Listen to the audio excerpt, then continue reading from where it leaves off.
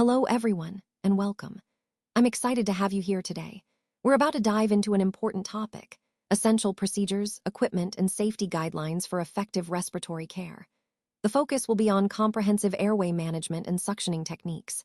We'll cover key procedures, the right equipment, and safety practices to ensure the best outcomes. I'll keep things clear and practical, so let's get started and explore how to provide safe and effective respiratory care.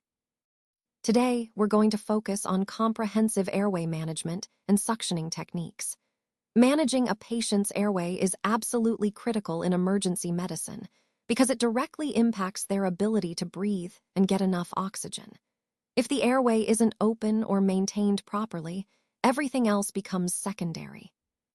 We start with basic maneuvers like the head tilt and chin lift, which are often the first steps to open the airway in an unconscious patient. These simple techniques can be Luftübung and are essential skills for any responder. But sometimes, basic maneuvers aren't enough. That's when we move on to more advanced procedures, such as intubation, where we insert a tube into the trachea to secure the airway, or surgical airways, which are used when other methods aren't effective or feasible. Remember, mastering these techniques is vital because they form the foundation of effective airway management. This chapter, Chapter 37, covers everything you need to know to assess, open, and maintain the airway safely and efficiently, ensuring the best possible outcomes for your patients. Let's talk about comprehensive airway management and suctioning techniques. The main goal here is to clear the airways and improve breathing. This is especially critical in situations where patients can't clear their secretions on their own, which can happen due to various medical conditions or injuries. Now, the purpose of suctioning is to apply negative pressure, or vacuum, to the airways. This helps remove secretions, mucus, or other obstructions that may be blocking the airway. We typically perform this through a collecting tube, which can be a flexible catheter or a suction tip, depending on the situation. Suctioning isn't just about clearing the airway. It can also be used to collect sputum samples for diagnostic purposes. This is important because analyzing these samples can help us identify infections or other respiratory conditions that may be affecting the patient. When it comes to sputum specimen collection, the respiratory therapist may need to suction a patient for different reasons. These include airway obstruction caused by retained secretions or even foreign bodies. Sometimes, patients have difficulty clearing secretions naturally, which makes suctioning a necessary intervention. In summary, suctioning plays a vital role in maintaining airway patency, aiding in diagnosis, and supporting the patient's breathing. It's a key part of comprehensive airway management that we must perform carefully and effectively. Let's talk about comprehensive airway management and suctioning techniques. When we need to remove secretions or fluids from the oropharynx, we typically use a rigid tonsillar or Yenkuk suction tip. This tool is specifically designed to be effective when suctioning the upper airway, making the process safer and more efficient. Now, it's important to note that tracheal suctioning through the mouth should generally be avoided. This method can trigger gagging and discomfort for the patient, and it's not the safest approach for their overall safety and comfort. However, suctioning isn't limited to just the upper airway. It can also target the lower airway, including the trachea and bronchi. This type of suctioning is more invasive and requires careful, precise technique to prevent injury or complications. To summarize, we perform upper airway suctioning to clear secretions from the throat area, which is common and less invasive. In contrast, lower airway suctioning involves the trachea and bronchi and demands more caution. Understanding these differences helps us choose the right technique for each situation, ensuring effective airway management while prioritizing patient safety. Let's take a closer look at comprehensive airway management and suctioning techniques. One of the most widely used devices in this area is the Yenkuk suction device. It has been sold extensively across medical facilities worldwide, which really highlights its importance and reliability in clinical practice. In fact, the number of Yenkuk suction devices sold has reached approximately 4 million. That's a testament to how vital this tool is in ensuring patient safety and effective airway management. When we talk about the Yenkake, we're referring to a device designed for efficient suctioning, helping clear secretions from the mouth and throat. Its widespread use underscores its effectiveness and the trust that healthcare professionals place in it. As we continue exploring airway management, keep in mind how essential these devices are in maintaining airway patency and preventing complications. This foundation helps us understand the overall importance of proper suctioning techniques in patient care. Now, let's take a closer look at comprehensive airway management and suctioning techniques. These methods can be used through the nose or an artificial airway, giving us a lot of flexibility. This versatility means we can tailor our approach based on the patient's specific needs and the situation at hand. When it comes to insertion methods, their primary purpose is to suction secretions from the lower airway. This is essential because removing these secretions helps clear obstructions, which in turn improves the patient's ability to breathe effectively. Focusing on the lower airway application, sterile suctioning is absolutely crucial for maintaining hygiene.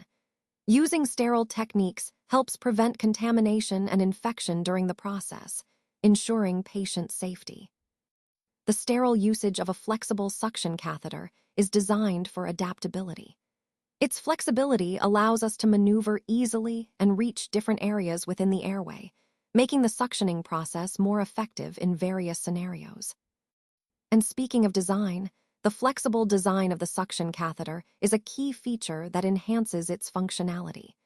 It ensures we can perform suctioning efficiently and safely, no matter the patient's condition or the complexity of the airway.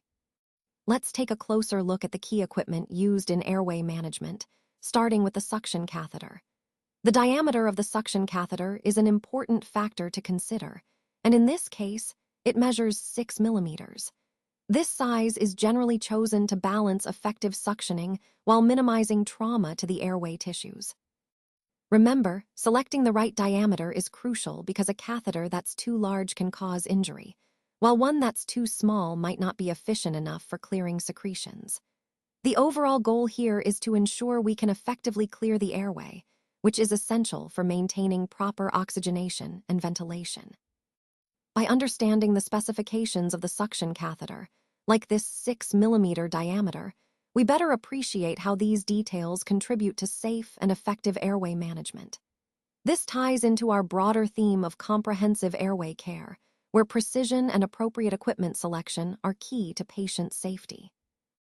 Now, let's take a closer look at comprehensive airway management and suctioning techniques.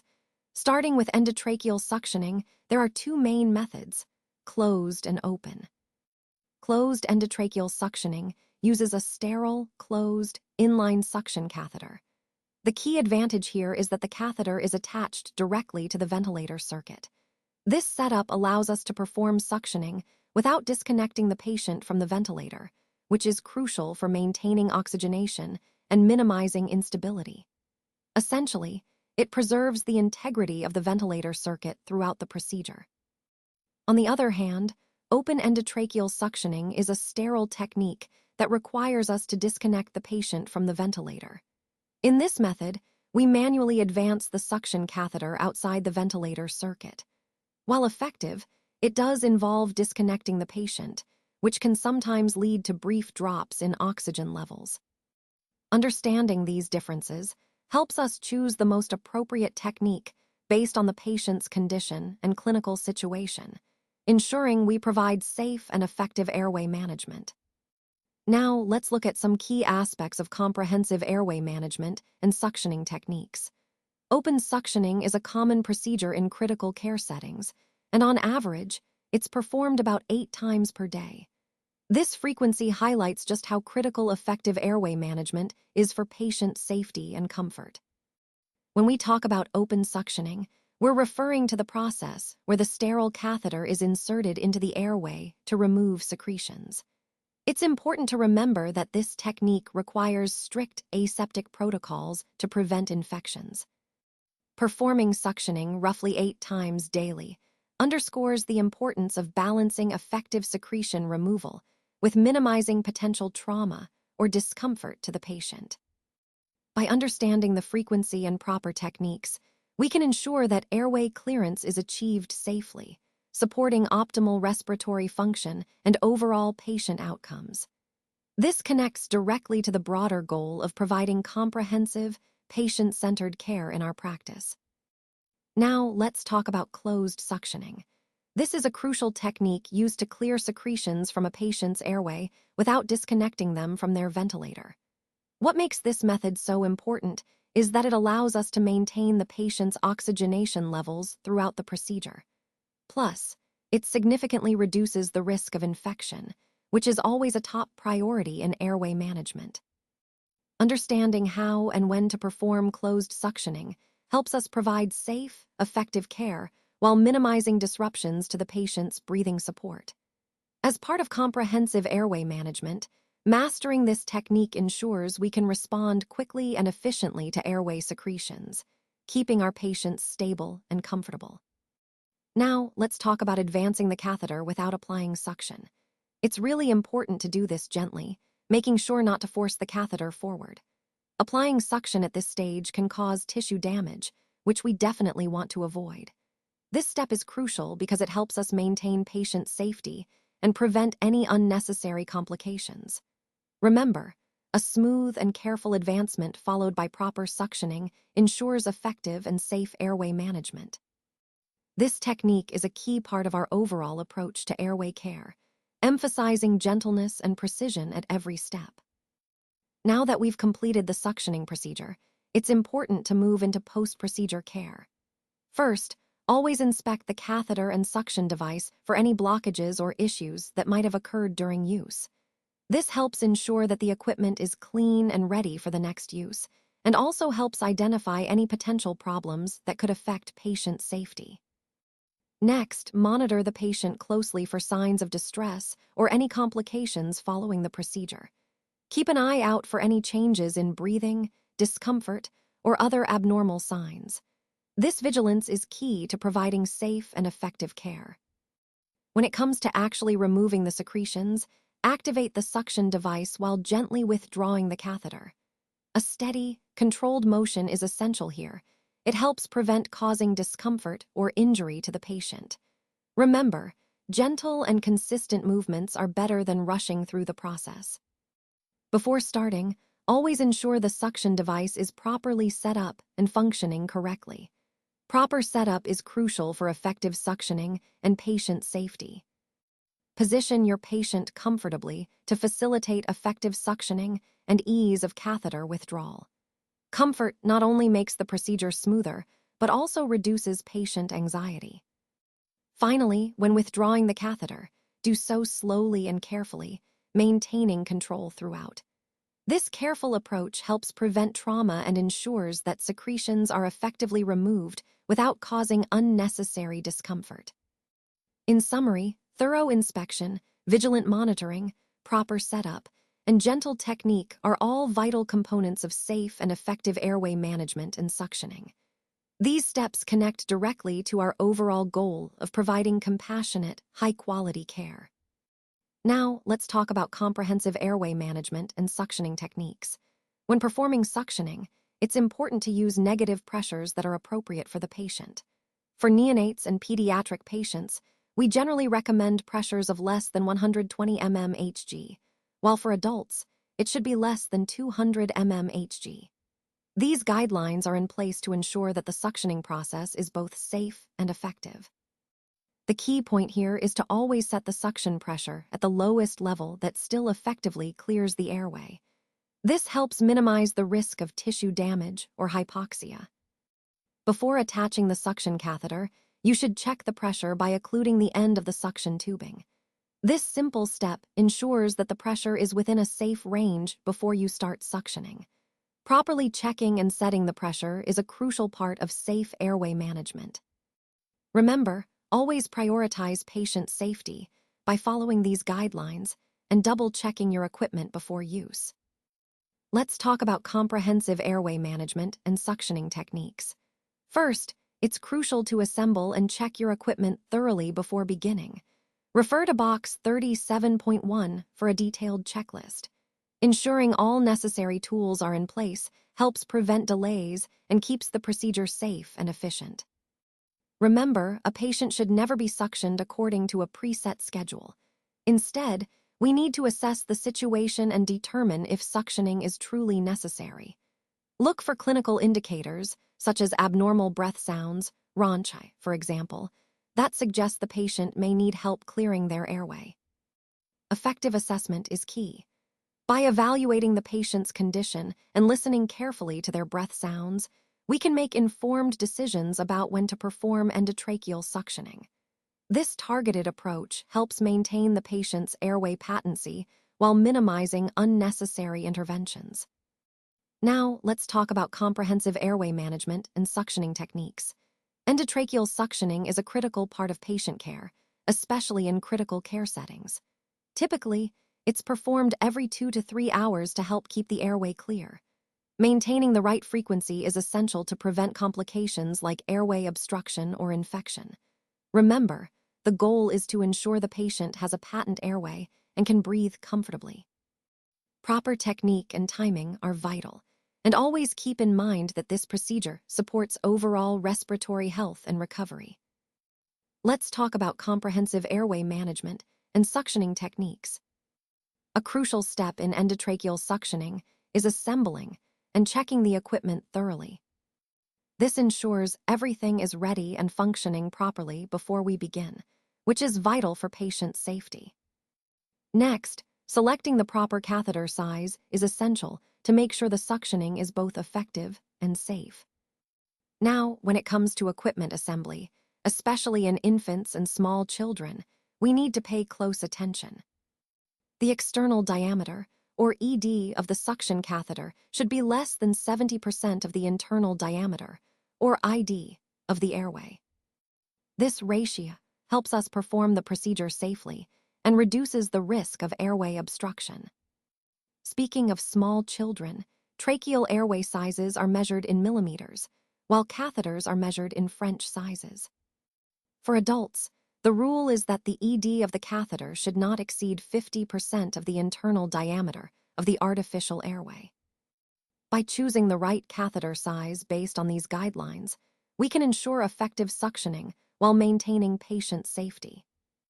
Remember, proper equipment assembly and correct sizing are key components of successful airway management.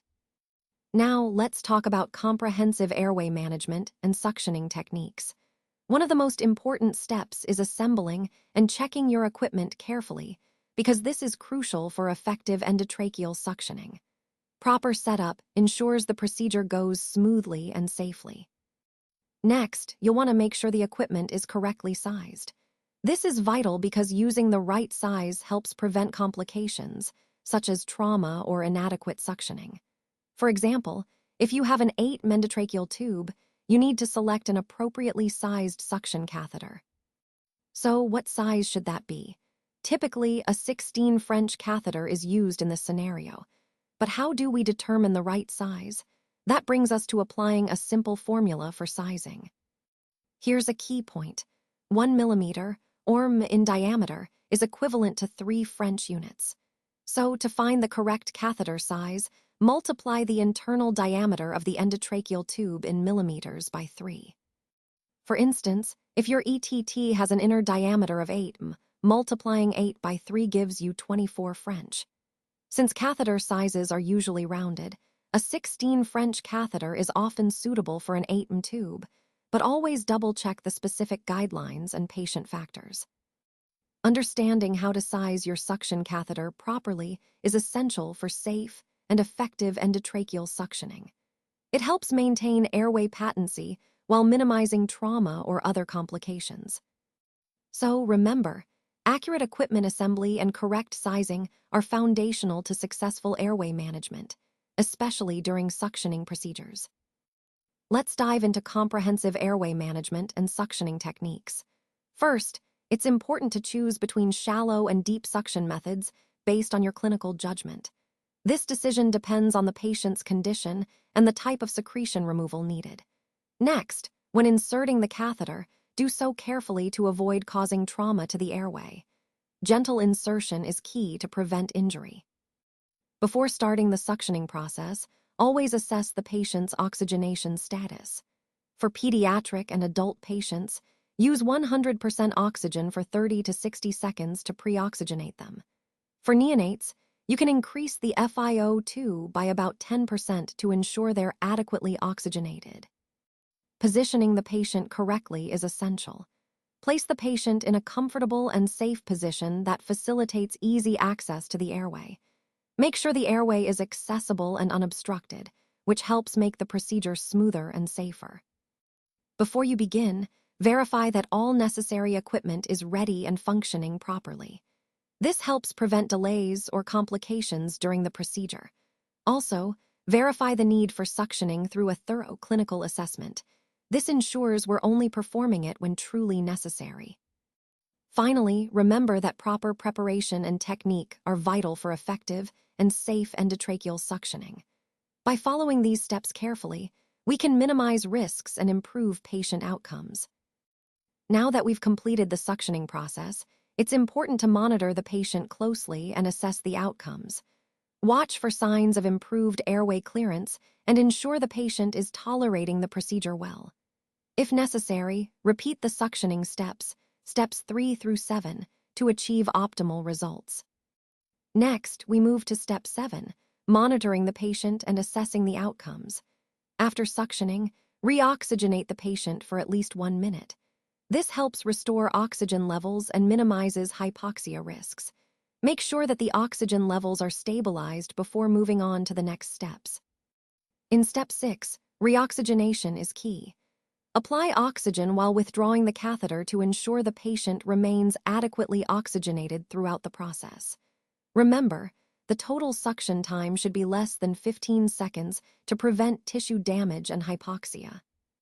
Finally, when applying suction, do so carefully while withdrawing the catheter, ensuring a smooth, continuous motion.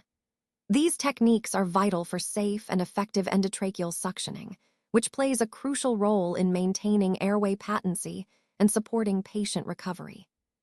Now, let's discuss comprehensive airway management and suctioning techniques. It's important to understand that cardiac dysrhythmias, hypotension, or hypertension can occur due to hypoxemia, anxiety, or stress during airway procedures. These complications can also be triggered by vagal nerve stimulation or patient agitation. To manage these cardiovascular responses effectively, we need to focus on preventing hypoxemia. This can be achieved by pre-oxygenating the patient before suctioning and avoiding disconnecting the ventilator unnecessarily.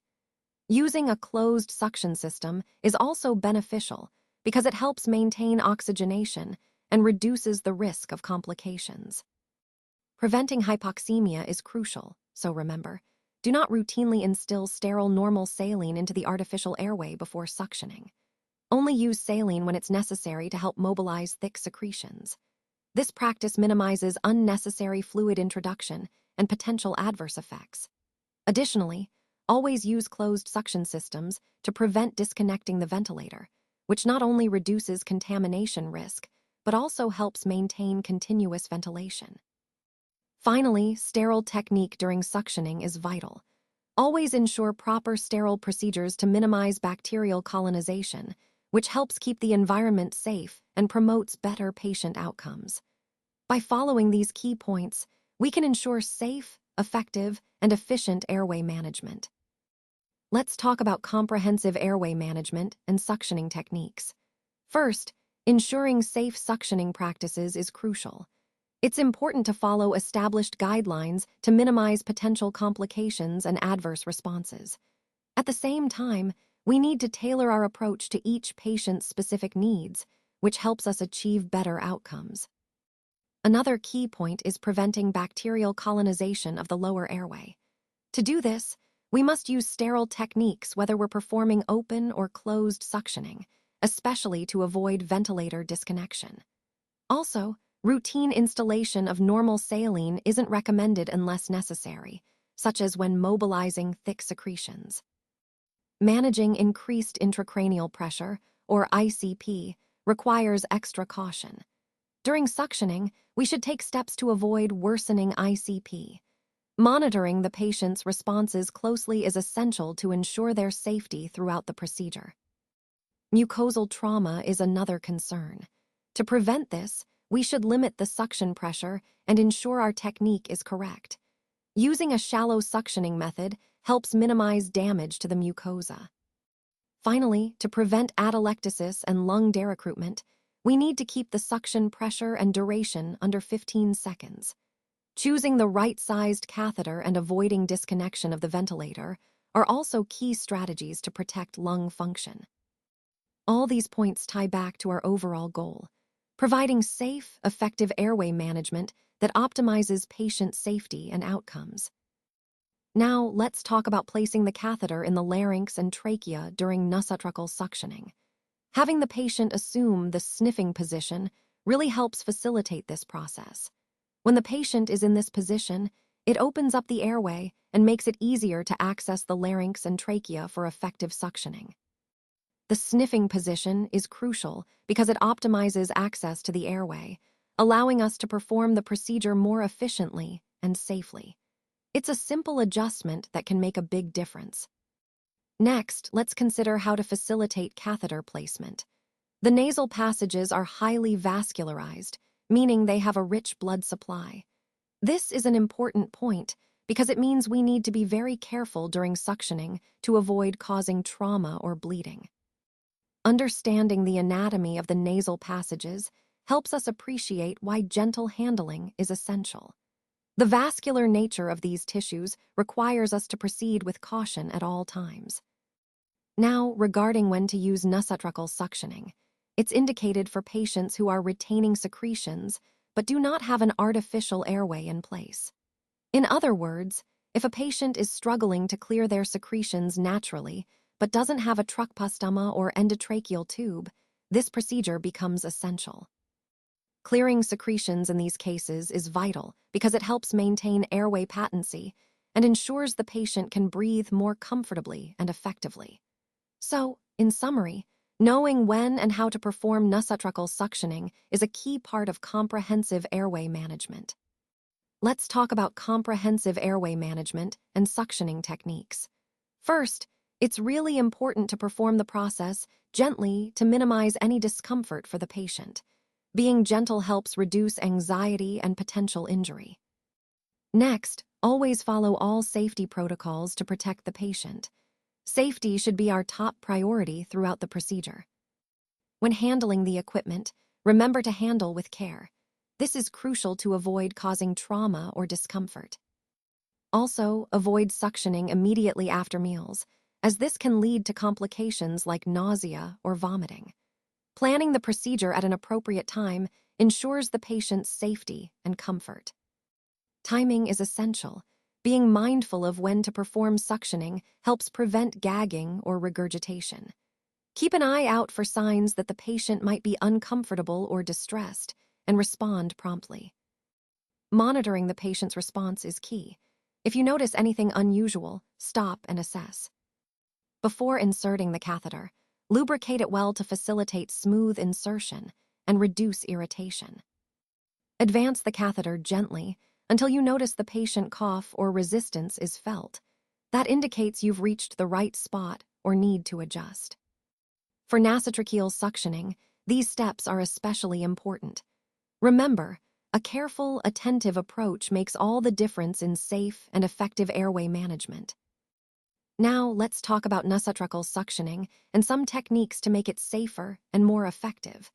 One important point is that a nasopharyngeal airway can actually be left in the patient's nares. This might sound simple, but it plays a crucial role. By leaving the airway in place, we can help prevent mucosal trauma that often results from repeated nasotracheal suctioning. This approach not only minimizes discomfort for the patient, but also reduces the risk of damage to the delicate mucosal tissues inside the nose. Remember, the key here is prevention, using the airway as a protective measure to maintain airway patency and reduce injury. So always consider this technique as part of your comprehensive airway management plan, especially in patients who require frequent suctioning. It's a small step that can make a significant difference in patient comfort and safety, tying into the overall goal of effective and gentle airway management. Let's talk about comprehensive airway management and suctioning techniques. Using sterile equipment is absolutely crucial here because it ensures that the results we get are reliable. It also helps to minimize the risk of introducing external contaminants, which is vital when dealing with respiratory samples. Now, when you collect a sample, it's important to properly label it right away. This step might seem simple, but it's essential for correct identification and processing later on. Without proper labeling, you could end up with a mix-up that affects patient care.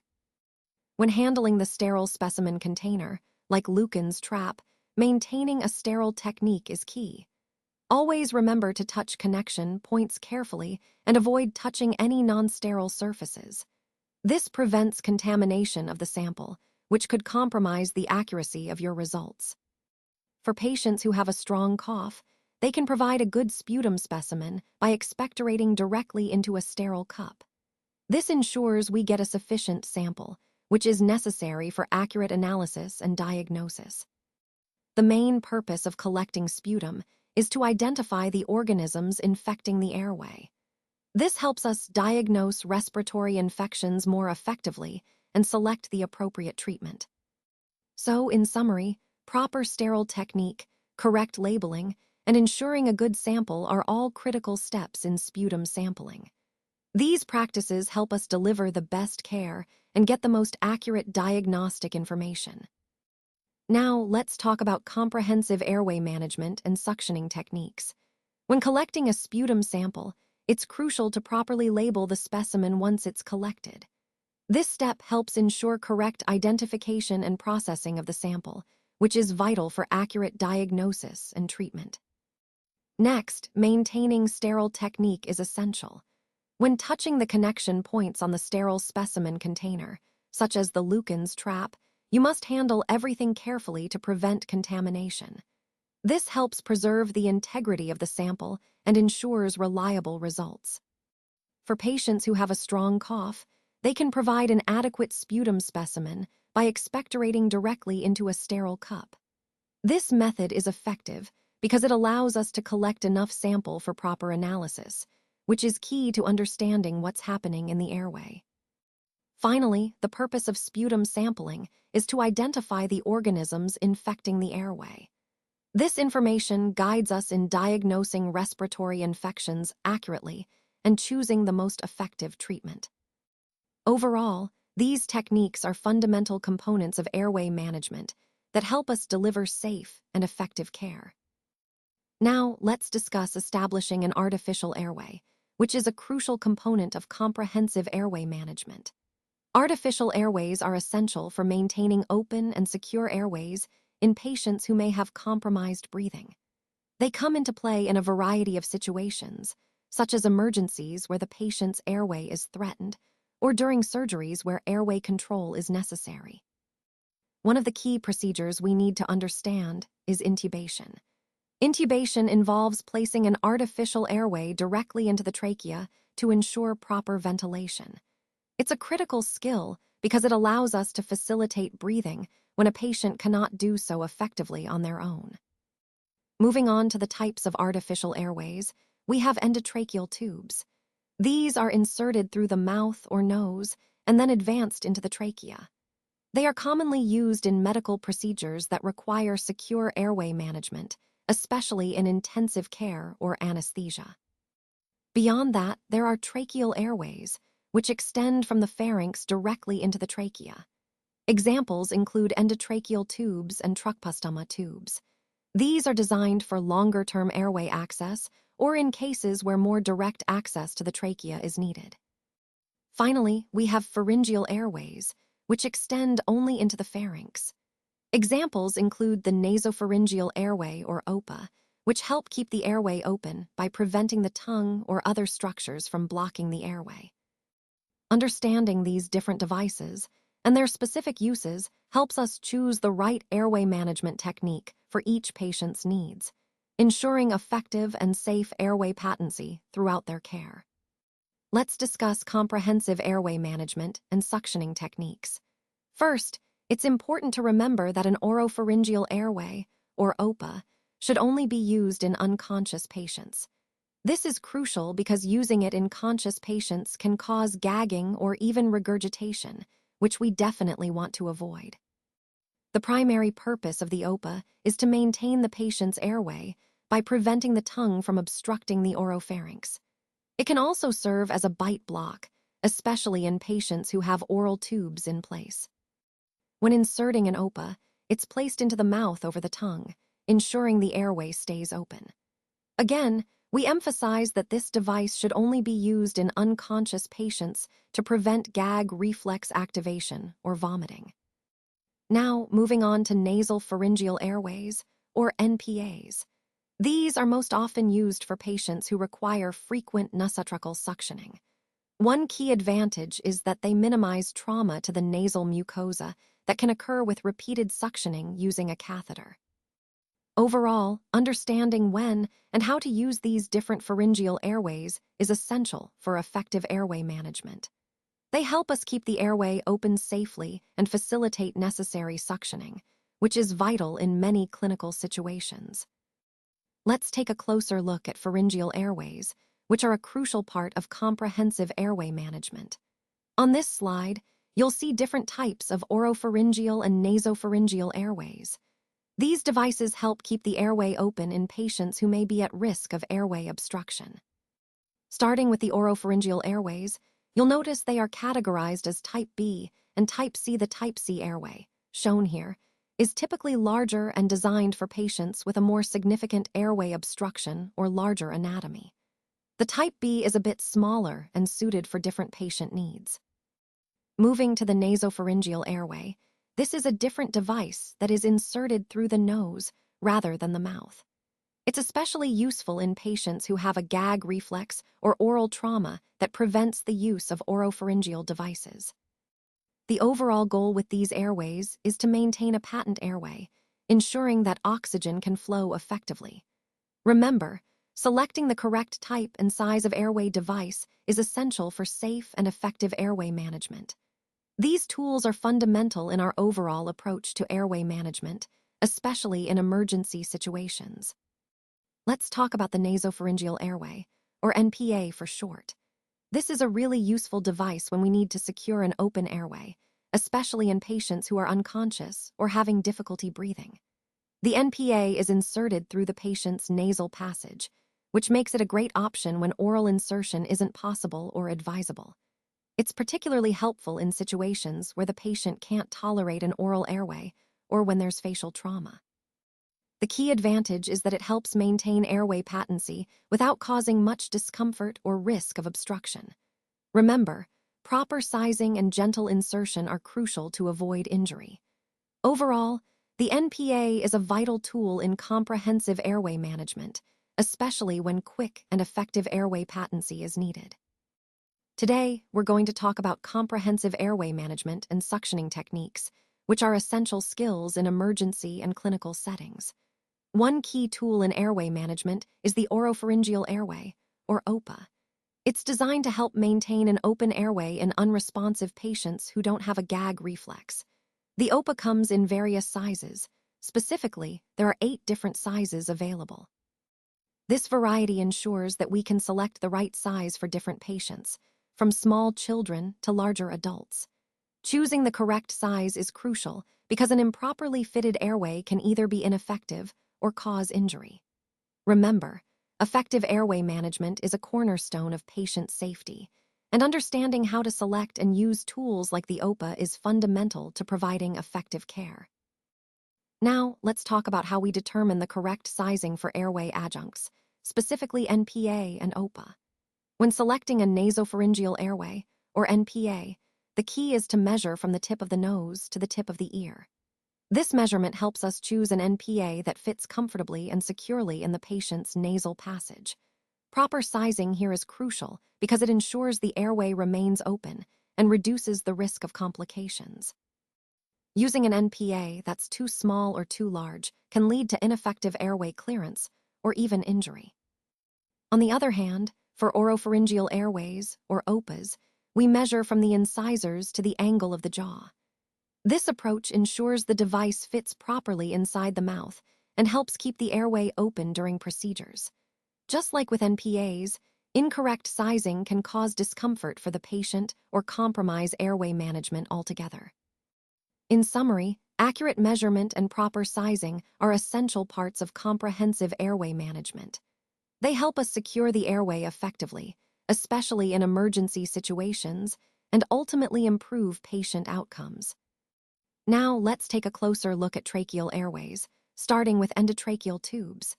These tubes are inserted through the nose, passing through the larynx and into the trachea. This technique is called nasotracheal intubation.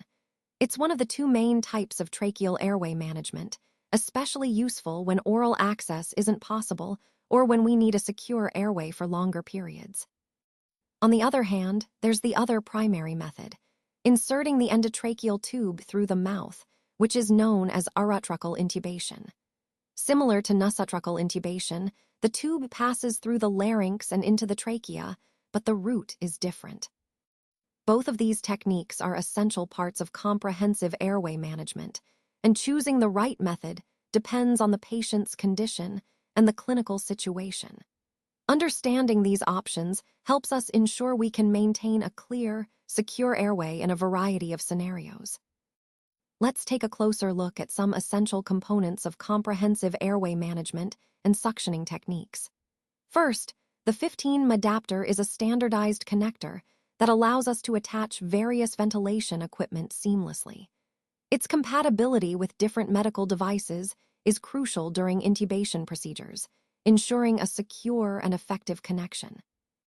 Moving on, the pilot balloon is connected to the inflation valve. This small balloon provides both a visual and tactile indication of the cuff's inflation status, so we can quickly assess whether the cuff is properly inflated to secure the airway. Next, we have the Murphy eye, which is an additional opening near the beveled tip of the endotracheal tube. This feature acts as a safety mechanism. If the main opening becomes obstructed, the Murphy eye ensures airflow continues, maintaining oxygen delivery. Finally, the cuff itself is designed to create a seal within the trachea. This seal is essential for effective ventilation and helps prevent aspiration of gastric contents or other fluids during procedures. The inflation valve allows us to control this cuff, enabling us to inflate or deflate it as needed to secure the airway properly. All these components work together to ensure safe and effective airway management, which is at the core of our overall approach to patient care during intubation and suctioning. Now, let's talk about the endotracheal tube. An endotracheal tube is a medical device that we insert either through the mouth or the nose and advance into the trachea. Its primary purpose is to maintain an open airway, especially in situations where the patient's airway might be compromised. This device is essential during surgeries, ensuring that the patient can breathe properly under anesthesia. It's also crucial in emergency situations, where quick and effective ventilation can make all the difference. By securing the airway with an endotracheal tube, we can guarantee proper oxygen delivery and ventilation, which are vital for patient stability and recovery. Throughout this presentation, we've emphasized airway management as a cornerstone of emergency and perioperative care, and the endotracheal tube plays a central role in that. Let's take a closer look at the total count of endotracheal tubes used during this particular medical procedure. As you can see on the slide, the number we're focusing on is 36. This number is significant because it reflects the number of endotracheal tubes utilized in this context.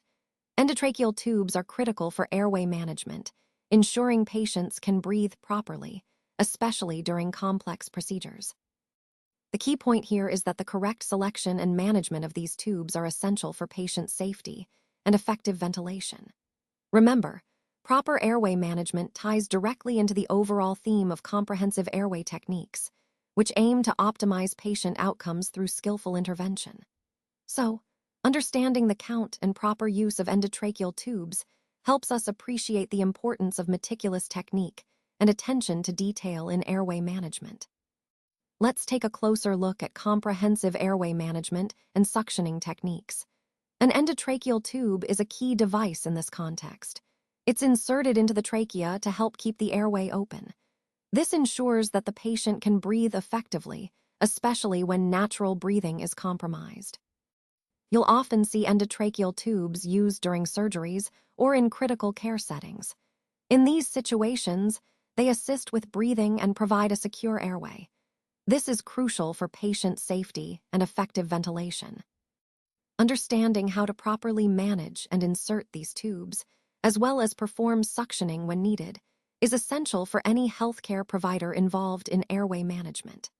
It ties into the overall goal of ensuring airway patency and patient stability in various clinical scenarios. Let's take a closer look at comprehensive airway management and suctioning techniques, focusing now on endotracheal tubes and their critical characteristics. Endotracheal tubes have specific internal and external diameters, and understanding these is essential for effective airway management. These measurements directly influence how well the tube functions and how safely we can use it. When selecting the right tube, it's a balancing act. We need to consider the risk of trauma during insertion versus the resistance to airflow that a smaller or larger tube might cause. Patient-specific factors, like age, size, and clinical condition, play a big role in this decision-making process. Now, speaking of airflow, narrower tubes tend to increase resistance, which can make ventilation less efficient. So, choosing a tube that's too small might hinder proper oxygen delivery, especially during critical procedures. On the other hand, smaller tubes are generally less traumatic when inserting, reducing tissue damage and making them preferable in situations where we want to minimize injury. Finally, it's important to understand how we measure these tubes. The sizing is in millimeters, with the internal diameter, or ID, indicating the space inside the tube, and the outer diameter, or OD, representing the overall size. This information helps us select the appropriate tube for each patient, ensuring both safety and efficacy in airway management. Now let's take a closer look at the endotracheal tube and some of its key features. First, the Murphy eye. This is an additional opening located near the tip of the tube.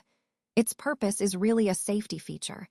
If the main opening gets blocked, the Murphy eye ensures that airflow can still pass through, maintaining ventilation. Next, we have the centimeter markings on the tube. These markings are incredibly useful because they give us a reference for how deep the tube is inserted. Accurate placement is critical, and these markings help us adjust and verify the tube's position quickly and precisely. Moving on, the radiopaque line is another important feature. It allows the tube to be seen clearly on X-ray images, which is vital for confirming proper placement during and after insertion. This visualization helps us monitor the tube throughout the procedure and ensures patient safety. Now let's talk about the cuff. The tube cuff creates a seal within the trachea, which is essential for preventing air leaks during ventilation. It also helps protect against aspiration of secretions or gastric contents, reducing the risk of pneumonia or other complications. Finally, the pilot balloon and line are integral parts of the system. They allow us to monitor and control the cuff's inflation. By adjusting the pilot balloon, we can ensure the cuff is properly inflated to maintain the seal without causing damage to the trachea. All these features work together to make airway management safer and more effective, fitting perfectly into our overall goal of ensuring optimal patient care during airway procedures. Let's now review some key points on comprehensive airway management and suctioning techniques. First, when measuring the maximum pressure delivered, it's important for clinicians to occlude the regulator or patient connection. This step helps ensure that the pressure readings are accurate. If the system isn't fully occluded, you might get incorrect readings, which could lead to oversuctioning and potential tissue damage. Moving on to vacuum regulator adjustments, in hospital settings, pipeline vacuum systems are preferred because they are quiet, safe, and space-efficient. They also offer the convenience of being readily available for use by hospital staff, making them a reliable choice for continuous care. Next, let's talk about Venturi suction systems. These use pressurized gas to create negative pressure through the Bernoulli principle. While they may not be the first choice in stable environments, they are invaluable in emergency or disaster situations where other suction devices might not be accessible. Regarding equipment, effective suctioning requires a few essential tools: a vacuum source, a calibrated regulator, a sterile suction catheter, and an oxygen source with a flow meter. Additional helpful tools include a pulse oximeter, a manual resuscitation bag, and a stethoscope, which help monitor and support the patient during the procedure. Finally, when it comes to intubation, the typical orotracheal tube size depends on the patient's gender and size. Women are usually intubated with a 7 or 7.5 tube, while men generally need an 8 or 8.5 tube. For infants, children, and adults, the guidelines vary based on age, weight, and gender, so it's important to follow the appropriate sizing rules to ensure a proper fit and effective airway management. Remember, understanding these key concepts helps us provide safer, more effective airway care for our patients.